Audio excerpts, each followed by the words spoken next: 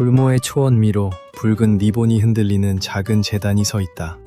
그 앞에서 발걸음을 멈추는 사람들이 있다. 그들이 손을 모으고 기원하는 대상은 교회가 끝내 성인으로 인정하지 않은 어느 가우초.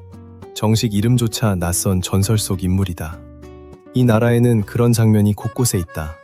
거대한 협곡으로 수백 개의 폭포가 동시에 쏟아져 내리고 산 하나가 10가지가 넘는 색을 겹겹이 두르고 있으며 건물 높이의 얼음벽이 굉음과 함께 호수로 무너져 내린다. 그리고 남쪽 끝 차가운 파타고니아 한복판에는 조상의 고향에서 10,000km 넘게 떨어진 채로 웨이스식 차를 마시고 합창을 부르며 살아가는 마을이 여전히 남아있다. 이곳이 바로 아르헨티나다. 탱고와 마테, 메시의 나라이며 한때 이 나라를 세계에서 손꼽히는 부국의 반열에 올려놓았던 드넓은 목초지의 나라이기도 하다. 하지만 동시에 이곳은 돈의 가치가 하룻밤 사이에 뒤바뀔 수 있는 나라이기도 하다. 은퇴한 노인들은 끼니 하나의 가격을 손가락으로 짚어가며 계산해야 하고 적지 않은 젊은이들은 지금도 다른 나라에서의 삶을 꿈꾼다. 이토록 풍요로운 자원을 가진 나라가 어쩌다 이렇게까지 흔들리는 처지에 놓이게 되었을까? 그 답을 찾기 위해서는 숫자가 빼곡히 적힌 표가 아니라 이 땅의 실제 얼굴부터 마주해야 할지도 모른다. 지도를 펼쳐보면 아르헨티나는 남아메리카 대륙의 남쪽 끝을 향해 길게, 아주 길게 뻗어내려가는 거대한 띠처럼 보인다. 북동쪽 브라질과 맞닿은 자리에는 아열대 밀림이 우거져 있고 그 너머로는 땅과 물의 경계가 흐릿해지는 이베라 습지가 펼쳐진다. 나라의 한가운데에는 팜파스 평원이 지평선 끝까지 이어진다. 평평하고 비옥하고 끝없이 넓다. 서쪽으로는 안데스 산맥이 솟아오르며 고원 사막과 소금호수, 만년설을 인 봉우리들을 늘어놓는다. 그 북쪽 비탈에는 구름이 낮게 걸리는 융가스 우림이 자리한다. 그리고 대륙의 맨 아래 파타고니아와 티에라 델 푸에고가 남대양에서 불어오는 차가운 바람을 그대로 맞는다. 그러니 아르헨티나를 하나의 얼굴로 설명하기란 애초에 불가능한 일이다. 파타고니아의 어느 소도시는 여전히 웨일스의 기억을 품고 살아가는가 하면 북부의 어느 마을은 지금도 안데스와 파차마마의 리듬에 맞춰 하루를 산다. 부에노스아이레스에서 나고 자란 사람은 음악이 흐르는 카페와 버스, 유럽을 연상시키는 건물들 사이에서 성장하지만 차코의 아이는 메마른 숲과 강, 원주민 공동체 곁에서 삶을 배운다. 하나의 국경 안에 사실은 여러 개의 세계가 나란히 숨쉬고 있는 셈이다. 아르헨티니에가 처음 불을 쌓아 올렸던 시절이 있었다. 비옥한 농지, 광활한 목초지를 채운 솥대, 거기서 나온 육류와 곡물 수출, 항구와 철도망, 그리고 새로운 삶을 향한 기술과 야망을 안고 바다를 건너온 수많은 이민자들. 이 모든 것이 맞물려 나라를 밀어올렸다. 그러나 20세기에 들어서면서 이 나라는 좀처럼 끊어내기 힘든 순환 속으로 서서히 빨려 들어가기 시작했다. 위기가 지나가면 또 다른 위기가 뒤따랐다. 국가 부채는 불어났고 페소의 가치는 계속해서 깎여나갔다. 정책은 정권이 바뀔 때마다 방향을 바꾸었다. 사람들은 자연스럽게 돈을 달러나 금 혹은 부동산으로 바꾸어 쥐는 법을 익혔다. 한 달 뒤에 그 돈으로 무엇을 살 수 있을지 그 누구도 확신할 수 없었기 때문이다. 산과 바다, 석유와 리튬, 목초지와 담수, 드넓은 경작지까지 다 가진 나라가 정작 지속 가능한 번영은 만들어내지 못했다. 이 모순을 이해하려면 통계표를 펼치기 전에 먼저 거리로 나가 진짜 아르헨티나 사람들의 삶 속으로 걸어 들어가야 한다. 부에노스아이레스는 많은 여행자에게 아르헨티나로 들어서는 첫 관문이다. 하늘에서 내려다보면 이 도시는 리오데라 플라타 강을 따라 길게 누워있다. 넓은 대로, 오래된 지붕들, 푸르른 공원, 그리고 유럽 어느 도시를 옮겨온 듯한 건축구역들이 질서정연하게 늘어서 있다. 하지만 그 격식은 거리로 한 걸음만 내려서면 순식간에 무너진다. 자동차 경적이 울리고 버스가 교차로를 거칠게 가로지르며 온종일 사람들로 붐비는 카페들 사이로 끊임없이 움직이는 인파가 흘러간다. 팔레르모에서는 조금 더 느긋한 리듬이 흐른다. 가로수가 늘어선 길과 아기자기한 카페, 낮은 건물들이 만들어내는 여유로운 공기 속에서 시간이 천천히 지나간다. 산텔모는 오래된 시장과 골동품 가게, 돌이 깔린 골목길, 거리의 악사대, 그리고 항구 노동자들의 기억을 여전히 품고 있는 동네다. 라보카는 알록달록한 집들과 벽화, 축구공과 마라도나의 얼굴로 활기를 띠지만 동시에 노동운동의 역사가 관광상품으로 조금씩 변해간 곳이기도 하다. 도심의 마요 광장에서는 권력과 저항, 희망과 상실이 교차하는 순간들이 되풀이해서 벌어졌다. 그래서 부에노스아이레스는 매혹적이면서도 결코 마냥 편하지만은 않은 도시다. 어떤 이는 이 도시에 들어설 때 소매치기가 두려워 휴대폰을 셔츠 속에 감춘 채 걷는다. 그러다 며칠이 지나면 몇 달을 살아갈 아파트를 구해 짐을 풀고 그 자리로 매일 돌아오게 된다. 이 도시는 경계심과 애정이 동시에 존재하도록 사람을 만든다. 부에노스아이레스를 조금 더 깊이 이해하려면 화려하게 꾸며진 좁은 주택가의 안쪽을 들여다볼 필요가 있다. 카사 치차라 불리는 이 집들은 좁은 대지에 길게 늘어선 형태로 지어졌다. 방들은 안뜰을 따라 나란히 배치되어 있어서 다른 방으로 가려면 반드시 현관이나 마당을 가로질러야 한다. 겉으로 보이는 정면은 유럽식일지 몰라도 그 뒤에는 여러 세대가 함께 밥을 먹고 잠을 자고 이야기를 나누고 서로를 돌보는 공동의 공간이 숨어 있다. 큰 저택들이 여러 개의 방으로 쪼개져 새를 놓는 콘벤티오로 변해가던 시절이 있었다. 공용 마당에서는 이탈리아 사람들이 저마다의 고향 사투리로 대화를 나누었고 스페인계와 크리오요, 아프리카계 아르헨티나인들이 부엌과 수도, 화장실을 함께 나누었었다. 바로 이렇게 북적이던 공간이 부에노스아이레스 사람들의 말투와 탱고 문화, 리오데라플라타 특유의 정체성을 빚어냈다. 하루의 리듬도 이곳저곳마다 사뭇 다르게 흐른다. 아침은 대개 커피와 메디아루나로 시작한다. 점심은 종종 늦게 찾아온다. 늦은 오후가 되면 마테나 커피, 알파오르, 토스트, 둘세데레체로 가볍게 허기를 달랜다. 저녁 식사는 다른 나라 사람들이 잠자리에 들 준비를 할 시간에야 비로소 시작되곤 한다. 메리엔다라 불리는 이 시간은 단순히 배를 채우는 일이 아니다. 낮과 밤을 이어주고 가족이나 친구들이 다시 한번 모일 구실을 만들어준다. 마테는 어디에나 있다. 한 사람이 잎을 채우고 뜨거운 물을 부은 뒤 그 조롱박을 옆 사람에게 건넨다. 각자 다 마시고 나면 다시 돌려주고 자신의 차례를 기다린다. 봄비야 하나를 함께 나누어 쓴다는 것은 그 자체로 친밀함과 신뢰의 표시다. 마테는 공원에서도 자동차 안에서도 학교와 직장에 쉬는 시간에도 해변에서도 산길에서도 늘 함께한다. 공용어는 스페인어이지만 아르헨티나 억양, 특히 부에노스아이레스와 리오데라플라타 지역 특유의 억양은 고유한 리듬을 지니고 있다.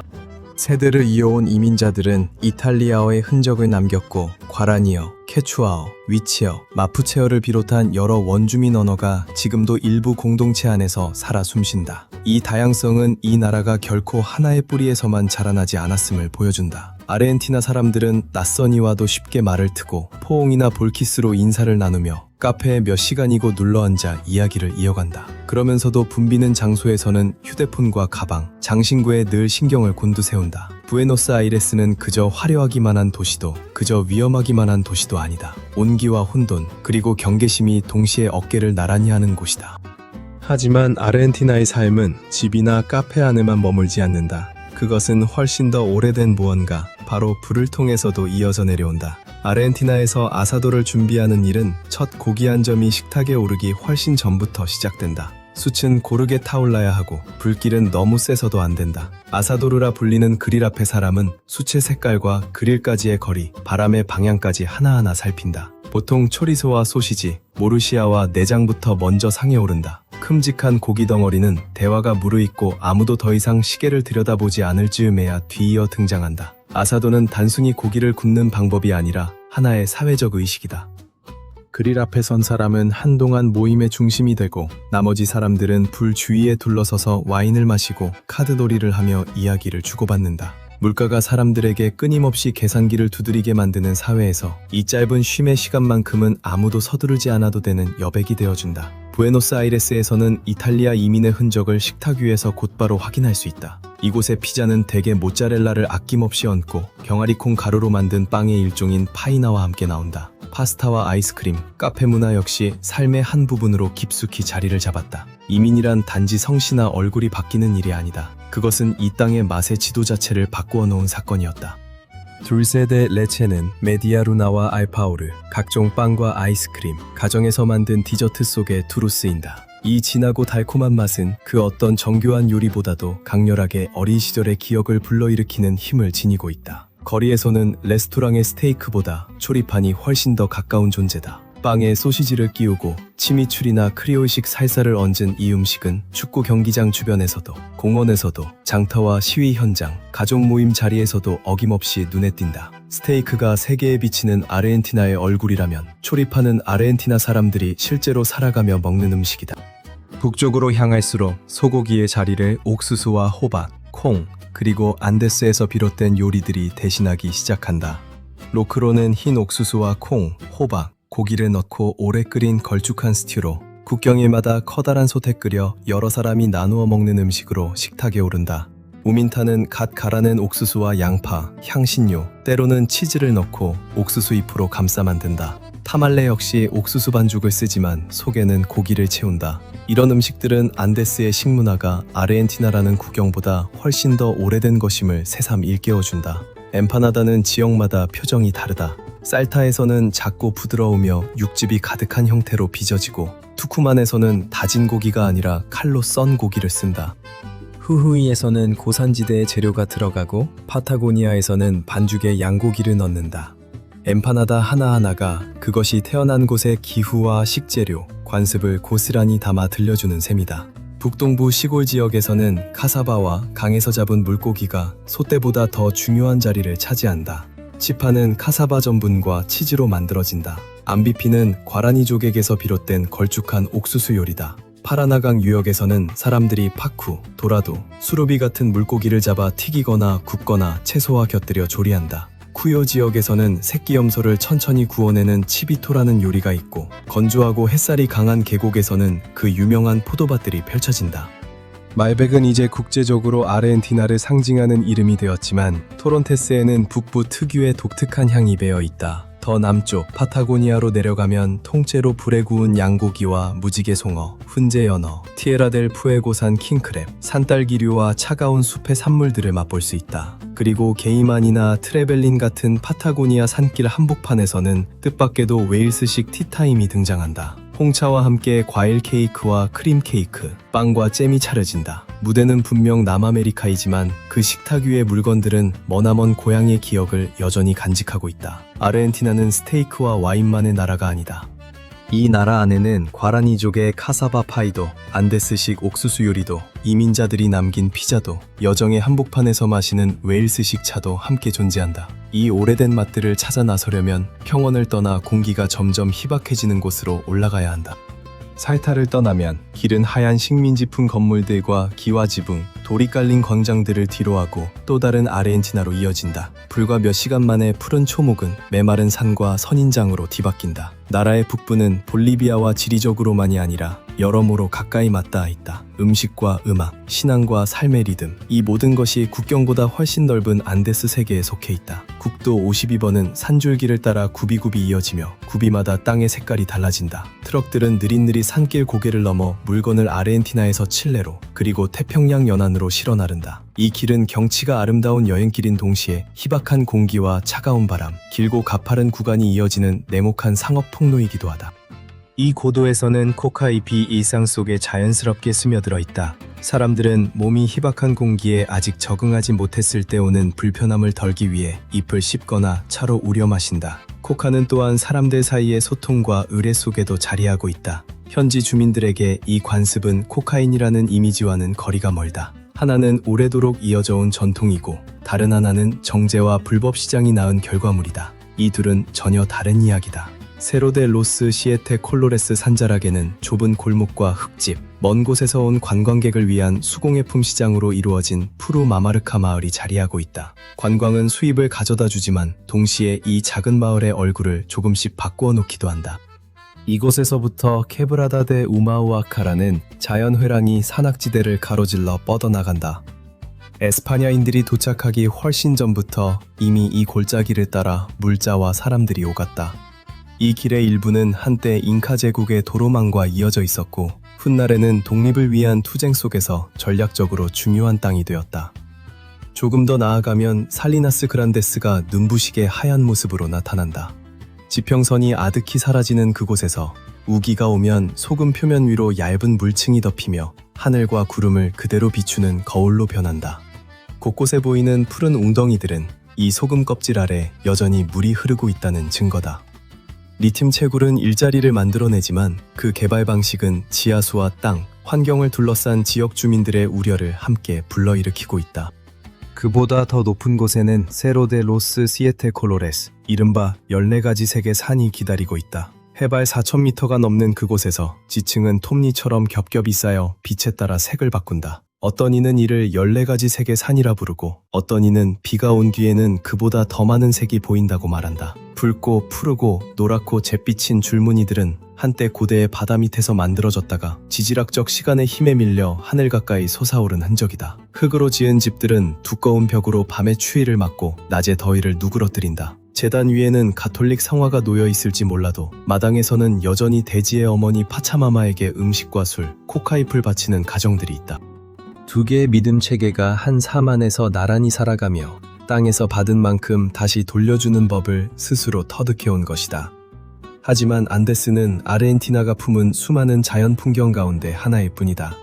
동쪽으로 눈을 돌리면 메마른 땅은 안개서린 숲으로 바뀌고 대륙 전체가 서서히 물속으로 녹아드는 듯한 착각마저 든다. 북동부의 이과수는 소리로 먼저 그 존재를 알린다. 숲 깊은 곳에서부터 끊이지 않는 폭풍처럼 물이 부딪히는 굉음이 울려 퍼진다. 오솔길이 넓어질수록 거대한 암벽의 균열 사이로 수백 개의 폭포가 한꺼번에 쏟아져 내린다. 이른바 악마의 목구멍이라 불리는 곳에서는 물줄기가 맑은 모양의 협곡 속으로 빨려 들어가듯 모여든다. 물보라가 안개처럼 자욱하게 피어오르고 발밑 땅이 미세하게 떨리며 옷은 순식간에 젖어들고 그 어떤 말도 폭포의 굉음 앞에서는 조용히 잦아든다. 그러나 미시오네스에는 이과수만 있는 것이 아니다. 붉은 흙길 안쪽에는 산 이그나시오 미니 유적과 과라니족의 예수의 선교촌이 자리하고 있다. 돌담은 한때 유럽식 건축이 과라니족의 노동과 기술, 예술과 어우러졌던 흔적을 오늘날까지 전해준다. 선교 체제가 무너진 뒤 숲은 서서히 그 자리를 되찾아갔다. 나무뿌리와 이끼가 한때 사람의 손으로 지어졌던 것들을 조금씩 뒤덮어갔다. 조금 더 나아가면 에스테로스델 이베라가 펼쳐진다.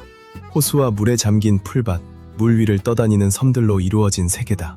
이 물속에는 카피바라와 카이만, 늪사슴, 그리고 헤아릴 수 없이 많은 종의 새들이 살아간다. 이 지역의 가우초들은 메마른 팽원이 아니라 물에 잠긴 땅 위를 말 타고 오간다. 일부 구역에서는 생태계 회복을 위해 제규어를 다시 들여보내는 작업이 이루어지고 있다. 안데스 동쪽 비탈에는 융가스, 구름이 스며드는 숲이 자리하고 있다. 땅에서 피어오른 습기가 나무 우듬지에 머물다가 다시 계곡으로 흘러내리는 물의 근원이 된다. 짧은 여정 동안에도 풍경은 극적으로 바뀐다. 메마른 푸나고원에서 시작해 습하고 짙푸르며 안개 자욱한 세계로 순식간에 넘어가는 것이다. 북부와 중부에는 그란차코 역시 자리하고 있다. 여행 다큐멘터리에는 좀처럼 등장하지 않는 광대한 건조림지대다. 케브라초 나무들이 뜨겁게 달궈진 땅 위에서 자라난다. 이곳에는 거대 아르마딜로와 제규어를 비롯해 이곳에서만 볼 수 있는 수많은 고유종이 살아간다. 위치어족과 코코트족을 비롯한 공동체들의 고향이기도 하다.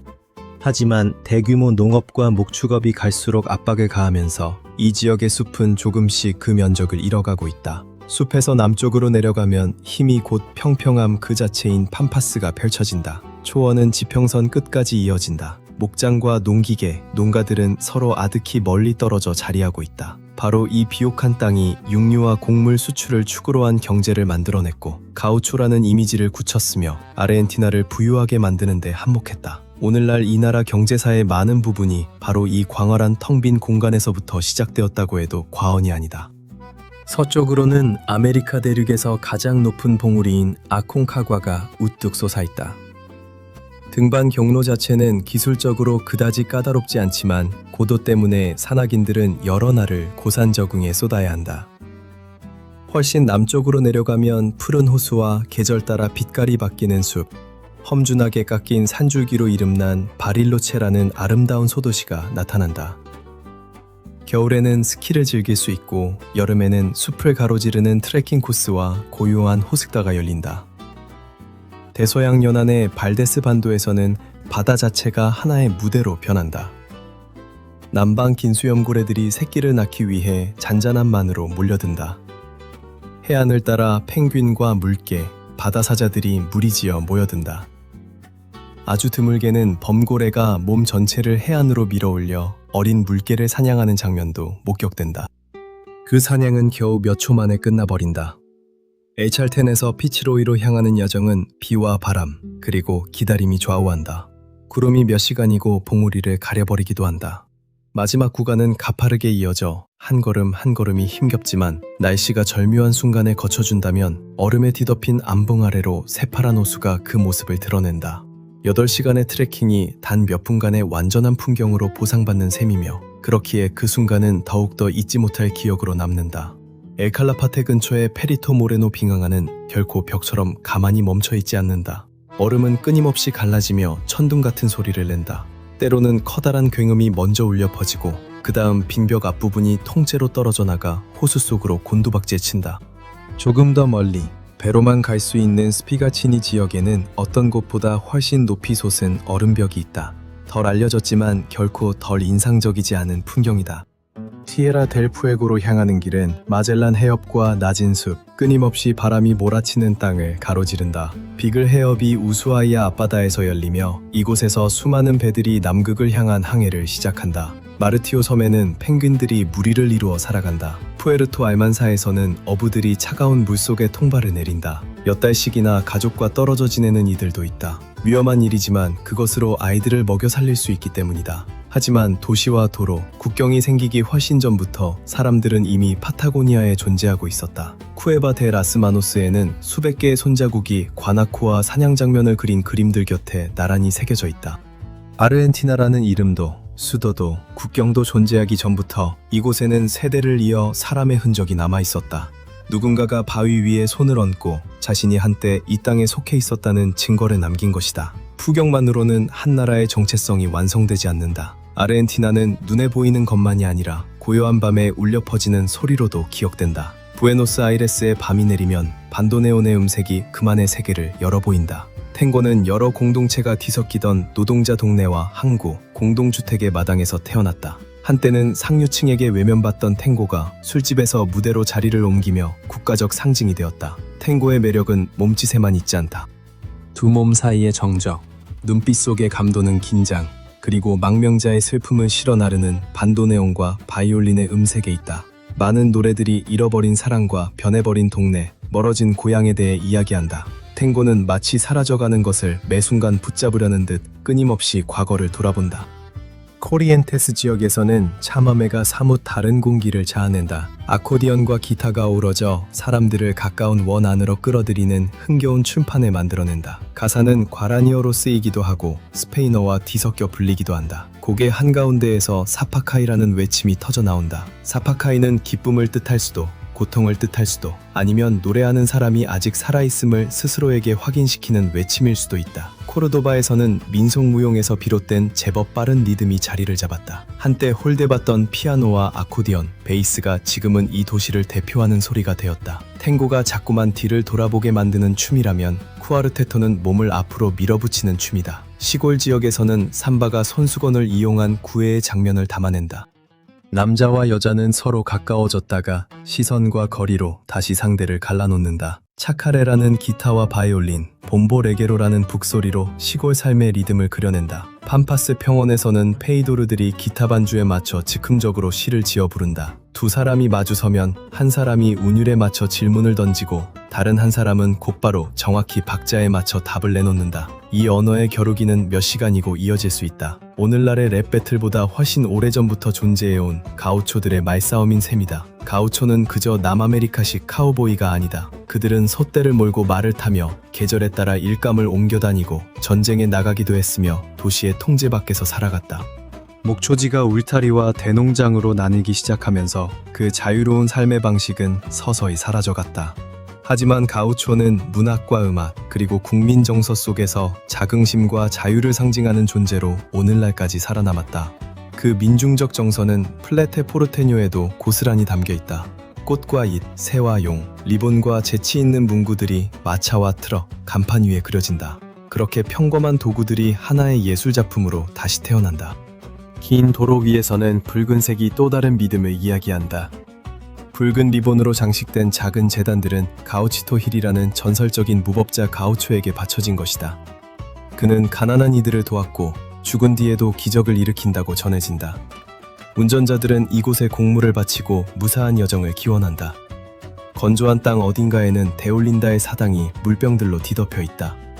전설에 따르면 한 어머니가 남편을 찾아 헤매다 갈증으로 세상을 떠났지만 아이는 그녀의 젖 덕분에 시신 곁에서 살아남았다고 전해진다.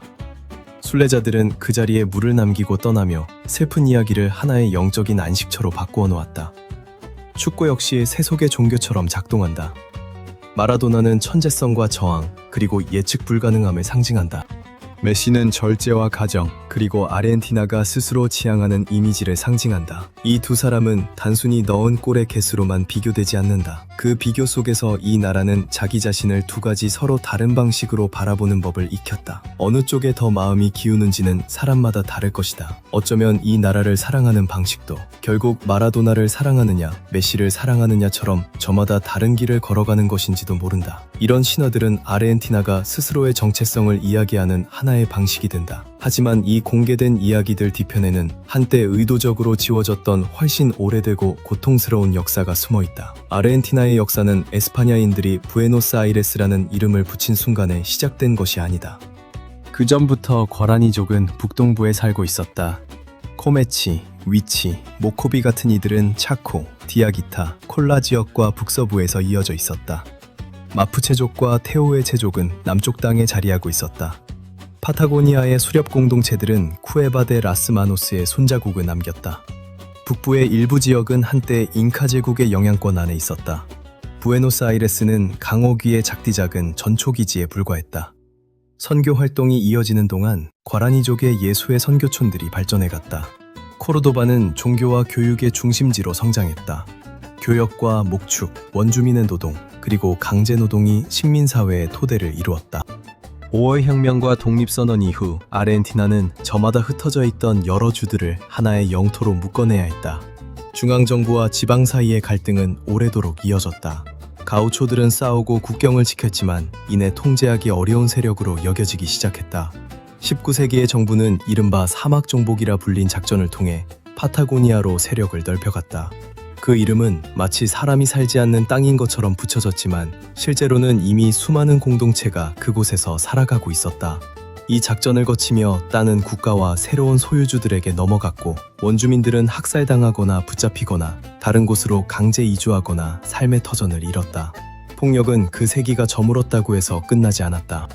1924년 차코 지방 나폴피에서는 착취적인 노동 조건에 맞선 원주민 노동자들의 저항이 무력으로 진압당했다. 거의 한 세기가 지나서야 이 사건은 마침내 국가가 저지른 범죄로 공식 인정받았다. 같은 시기 아르헨티나는 대규모 이민의 물결을 받아들이고 있었다. 이탈리아인, 스페인인, 웨일스인, 유대인, 시리아인, 레바논인들이 저마다 다른 역할을 안고 이 땅에 도착했다. 철도는 팜파스와 항구를 이어주었고 맹동기술은 대서양을 건너 고기를 실어 나를 수 있게 해주었다. 곡물과 축산, 그리고 유럽의 수요가 맞물려 황금기라 부를 만한 번영을 만들어냈다. 하지만 그 부는 상당 부분 토지와 원자재 수출에 의존하고 있었다. 산업과 기술은 그 균형을 맞출 만큼 충분히 빠르게 성장하지 못했다.